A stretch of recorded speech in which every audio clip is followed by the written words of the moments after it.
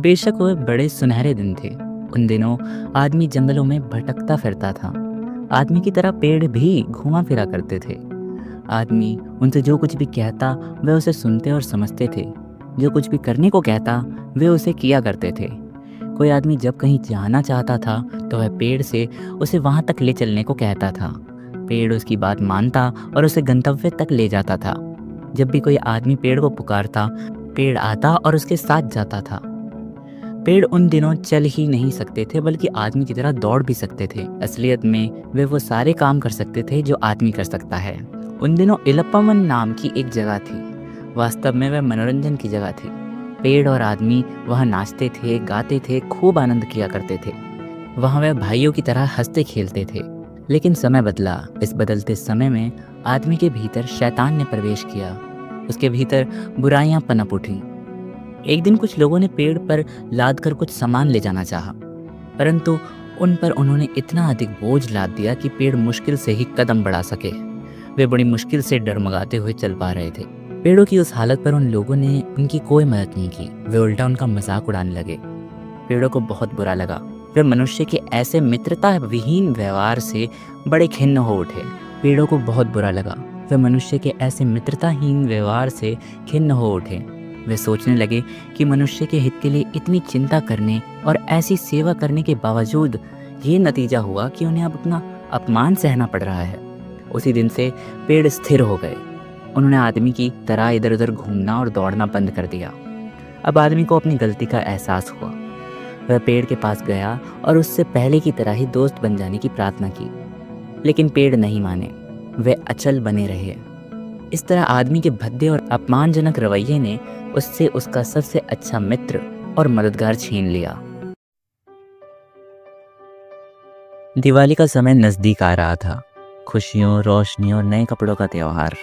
लेकिन अरविंद और प्रिया की छोटी सी नाजुक सी अपार्टमेंट में एक अजीब सी चुप्पी छाई हुई थी। एक ही बल्ब की मध्यम रोशनी ने अंधेरे से लड़ते हुए दीवारों को उजागर किया, जो अब धीरे धीरे सिकुड़ रही थी, ठीक वैसे जैसे उनके सपने। आर्थिक हालात बेहद खराब थे और हर महीने मुश्किल से गुजारा होता था। अरविंद खिड़की के पास बैठा हुआ बाहर सड़क पर झिलमिलाते हुए स्ट्रीट लाइट को देख रहा था। दिवाली एक खुशियों का त्यौहार होता है, लेकिन उनके लिए ये एक और याद दिलाने वाला दिन था कि वो जो चाहते हैं वो उन्हें कभी नहीं मिल पाएगा। प्रिया अपने छोटे से टेबल पर बैठी थी, अपनी नोटबुक के पन्ने पलटते हुए एक ऐसी दुनिया में खोई जो अक्सर शब्दों में बयां नहीं कर पाती थी। उसके हिसाब से उसके पन्नों पर लिखे हुए लेख ही उसके सारे तनाव को मुक्त कर देते थे। अरविंद ने प्रिया को देखा। वो हमेशा इतनी शांत और संतुलित रहती थी, मानो उसका कोई भी कुछ नहीं बिगाड़ सकता। अरविंद को पता ही नहीं कि उसने आखिरी बार प्रिया को गुस्सा करते हुए कभी देखा भी था या नहीं। वो जानता था कि प्रिया भी उसी तरह चिंतित रहती है, लेकिन दिखाती नहीं है। प्रिया भले ही बाहर से बिल्कुल शांत रहती है, लेकिन अंदर ही अंदर अपने डर या परेशानी को बाहर नहीं आने देती। प्रिया हमेशा उसकी ताकत रही थी। प्रिया, अरविंद ने धीरे से कहा, इस साल दिवाली के बारे में क्या सोचती हो? प्रिया ने उसकी ओर देखा। उसकी आंखों में एक ऐसी समझ थी जो सिर्फ वही समझ सकती थी। हम दिवाली मनाएंगे अरविंद, छोटी छोटी बातें ही मायने रखती हैं। भले ही हम कुछ दिए ही जलाएं, लेकिन हम त्योहार को खूब खुशी से मनाएंगे। प्रिया के शब्दों ने उसे सुकून दिया, लेकिन साथ ही वो भी चुभे। वह सही थी। ये त्योहार ही है जो खुशी से मनाया जाता है, न कि साज सजावट से।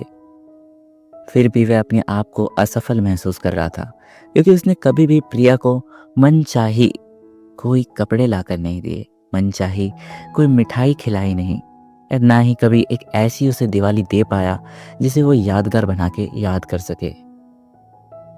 वह उठकर उस छोटे से शेल्फ के पास गया जहाँ एक जोड़ी पुराने जूते रखे थे। वह महीनों से इन्हें पहन रहा था।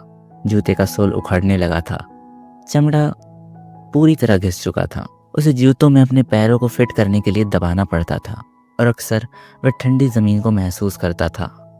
लेकिन अरविंद ने कभी भी प्रिया से इस चीज़ की शिकायत नहीं की और ना ही कभी जताया कि उसके जूते वाकई में खराब हैं। फिर भी अरविंद को शर्मिंदगी महसूस होती थी कि वो ऐसे फटे जूते पहनकर अपने काम पर जाता है। वह सोचता था कि जब मोहल्ले के दूसरे लोग दिवाली पर नए जूते पहनकर निकलते तो प्रिया को कैसा लगता होगा कि उसका पति ऐसे फटे हाल में जा रहा है।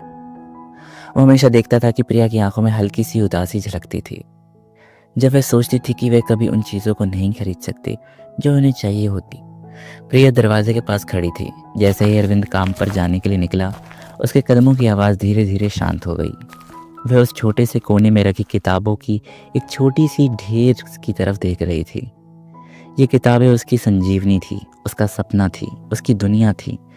उसने इन किताबों के पन्ने खुद अपनी कलम से भरे थे और इसमें न जाने कौन सी कैसी रहस्यमयी कहानियाँ लिखी थी जिन्हें सिर्फ प्रिया जानती थी। प्रिया हमेशा से ही लिखने की शौकीन रही है। बचपन से ही वह लेखिका बनने का सपना देखती थी, लेकिन जीवन ने उसे ऐसे रास्तों पर खड़ा किया जहाँ पर उसके खाने के भी लाले पड़ गए हैं। शादी, जिम्मेदारियाँ, बेकाबू जीवन की कठिनाइयाँ, उसे अपने सपनों को दरकिनार करना पड़ा और मजबूर होकर एक गृहिणी बनना पड़ा। फिर भी लेखक होने का सपना उसकी आंखों से मरा नहीं। हर शाम जब अरविंद आराम करता, प्रिया अपनी कलम उठाती और अपने विचारों को कागज़ पर उकेरने लगती। वे वो कहानियाँ लिखती जो वो अपने सपनों में जिया करती थी।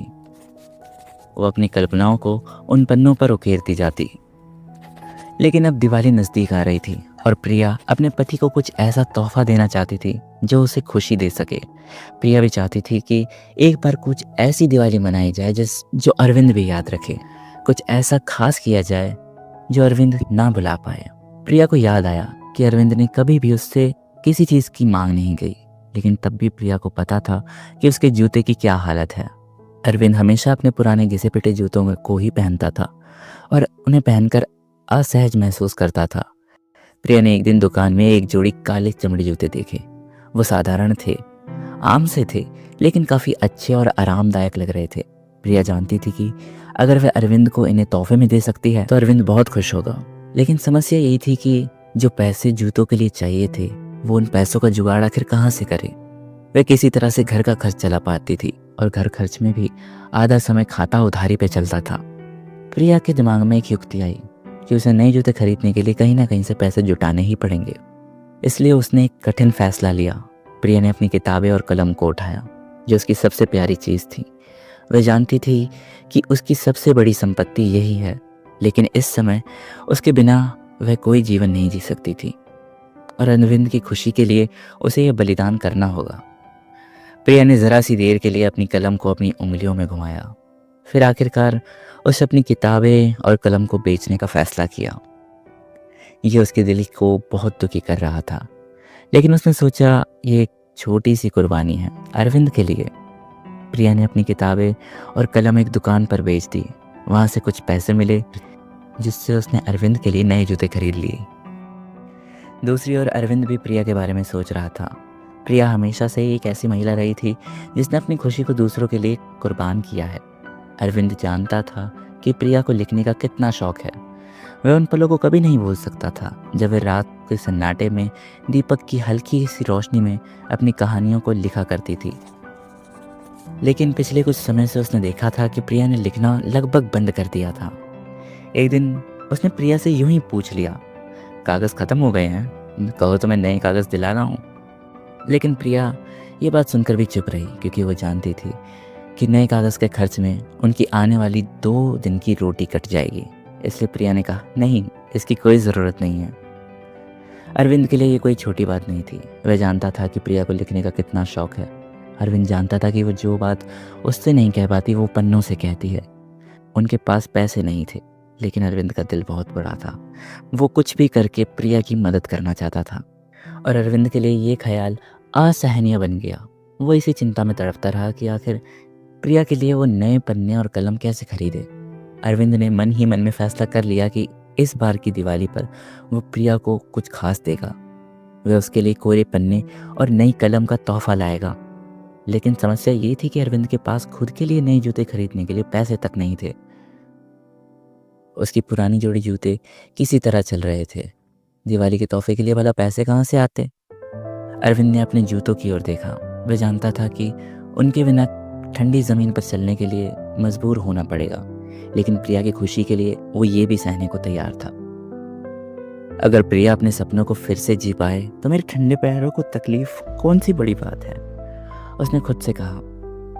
अरविंद ने अपने पुराने जूतों को पॉलिश किया ताकि वे थोड़े बेहतर दिखें। फिर वह उन्हें अपने पास के सेकंड हैंड सामान खरीदने वाले की दुकान पर बेचने चला गया।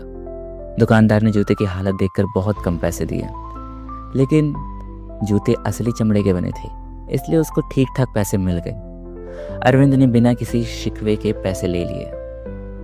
प्रिया घर लौटी तो उसने देखा कि अरविंद वहाँ नहीं था। उसने बड़ी सावधानी से अपने साथ लिए हुए जूतों को एक छोटे से कागज़ में लपेटकर अलमारी के अंदर छिपा दिया।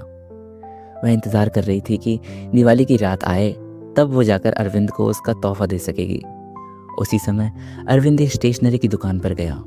जो पैसे उसने जूते बेचकर जुटाए थे, उन पैसों से उसने एक नोटबुक खरीदी और एक खूबसूरत सी पेन। नोटबुक के पहले पन्ने पर उसने प्रिया के लिए एक छोटा सा संदेश लिखा। प्रिया, तुम्हारे शब्द हमेशा मेरे जीवन को रोशन कर देते हैं। दिवाली की शुभकामनाएं। अरविंद ने नोटबुक घर लाकर बिस्तर के नीचे छुपा दी। उसने सोचा प्रिया इसे देखेगी तो बहुत खुश होगी। दिवाली की रात आखिरकार आ ही गई। प्रिया ने छोटे छोटे दिए जलाए और घर को रोशन किया। उनके पास महंगे पटाखे नहीं थे और ना ही पहनने के लिए अच्छे कपड़े, लेकिन उन्होंने ये तय किया था कि ये रात खास ज़रूर होगी। अरविंद ने प्रिया की ओर देखा। उसके चेहरे पर दियों की रोशनी पड़ रही थी और वह उसे देखकर मुस्कुराई। प्रिया, अरविंद ने धीरे से पुकारा, मैंने तुम्हारे लिए कुछ लाया है। प्रिया ने चौंकते हुए पूछा, मेरे लिए कुछ लाए हो? लेकिन हमारे पास पैसे कहाँ थे? अरविंद ने बिस्तर के नीचे से वो नोटबुक निकाली और प्रिया को थमा दी। प्रिया ने जब नोटबुक और संदेश को पढ़ा तो उसकी आंखें भर आईं। वह जानती थी कि अरविंद ने ये कैसे खरीदी होंगी, क्योंकि उसके सामने अरविंद अभी भी नंगे पैर खड़ा था। प्रिया ने कांपते हुए स्वर में कहा, तो तुमने अपने जूते बेच दिए?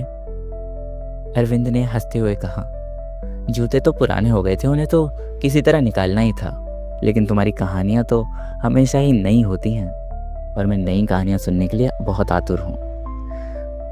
प्रिया की आंखों से आंसू बहने लगे। उसने अलमारी से जूतों का पैकेट निकाला और अरविंद को दे दिया। उसने अखबार फाड़ के देखा तो अरविंद को एक जोड़ी जूते चकाचक चमकते हुए मिले। प्रिया ने कहा, ये तुम्हारे लिए। मैं नहीं चाहती थी कि तुम बिना जूतों के ठंड में चलो। अरविंद ने जब जूतों को देखा तो वह समझ गया कि प्रिया ने अपनी सबसे कीमती चीज़ें यानी किताबें और पेन कलम बेच दिए हैं। दोनों के लिए ये एक पल था जिसमें शब्दों की कोई ज़रूरत नहीं थी। अरविंद और प्रिया ने एक दूसरे को गले लगाया। उन्होंने समझ लिया था कि असली दिवाली महंगी चीज़ें या रोशनी से नहीं होती, बल्कि उस प्यार से होती है जो किसी को अपना सब कुछ त्यागने के लिए प्रेरित करता है। जब सामने वाला इंसान तुम्हारे लिए अपनी खास से खास प्यारी से प्यारी चीज़ छोड़ने को तैयार हो जाए तो समझ लेना कि वही इंसान तुम्हारे लिए सबसे कीमती चीज़ है। उस रात उन्होंने अपने पास बचा हुआ थोड़ा सा खाना खाया, लेकिन उन्हें ऐसा लगा कि उनको